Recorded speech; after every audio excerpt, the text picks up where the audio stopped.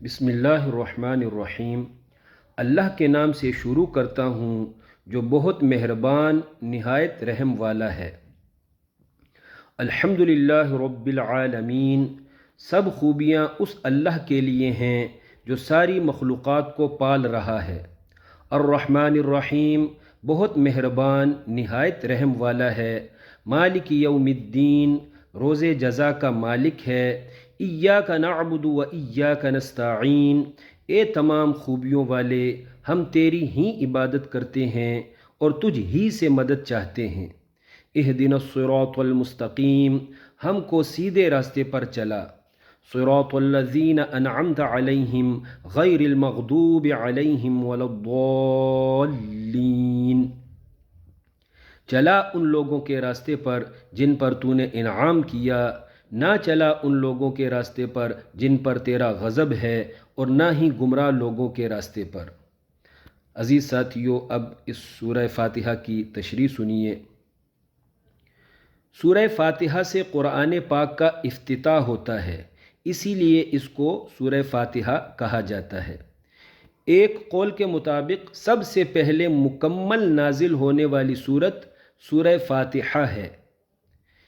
اس سورت سے پہلے سورہ علق وغیرہ کی چند آیات نازل ہو چکی تھی، لیکن سب سے پہلے مکمل نازل ہونے والی سورت یہی سورہ فاتحہ ہے۔ اس سورت میں اللہ پاک نے اپنے بندوں کو دعا کا انداز سکھایا ہے کہ پہلے میری تعریف و کبریائی بیان کرنی ہے، پھر مجھ سے دعا مانگنی ہے۔ اسی سورت کو سورہ دعا بھی کہا جاتا ہے۔ جب ہم سورہ دعا کی ابتدائی 4 آیات میں اللہ پاک کی حمد و تعریف بیان کر کے اللہ پاک سے اہدنا الصراط المستقیم کہتے ہیں، تو اہدنا الصراط المستقیم کے جواب میں آگے اللہ پاک نے پورا قرآن عطا کر دیا، مسلمانوں کو مغضوب اور ضالین ہونے سے بچا لیا۔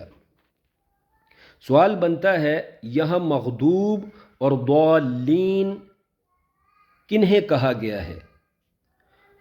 تو سنیے، مغضوب سے مراد وہ کافر لوگ ہیں جو حق کو جاننے کے باوجود قصداً حق کو چھوڑے ہوئے ہیں، اور اس کی ایک مثال قوم یہود ہے۔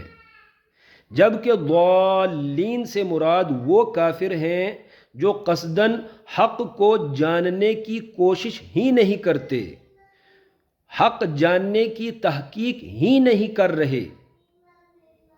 ضالین کی ایک مثال نصارہ یعنی عیسائی لوگ ہیں۔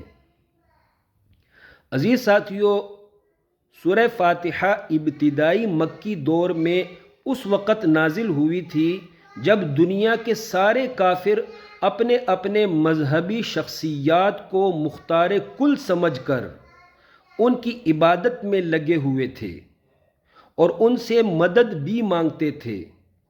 ان حالات میں اللہ پاک نے اپنے حبیب پر سورہ فاتحہ نازل فرمائی اور اپنے بندوں کی اصلاح فرمائی۔ عزیز ساتھیو، سورہ فاتحہ کو سورہ شفا بھی کہا جاتا ہے۔ صحابہ کرام اپنے بیماروں اور اپنے زخمیوں کو اکثر اسی سورت سے دم کیا کرتے تھے۔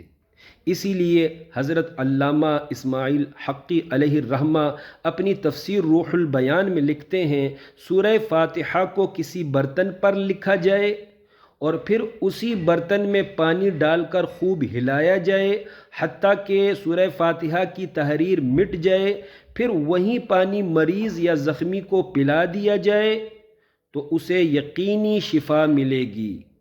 لکھتے ہیں، یہ پانی اگر 7 دن تک کسی کند ذہن والے کو پلایا جائے تو اس کی کند ذہنی دور ہو جائے گی۔ حوالہ صراط الجنان اور روح البیان، پارہ نمبر 14، سورہ حجر، آیت نمبر 87۔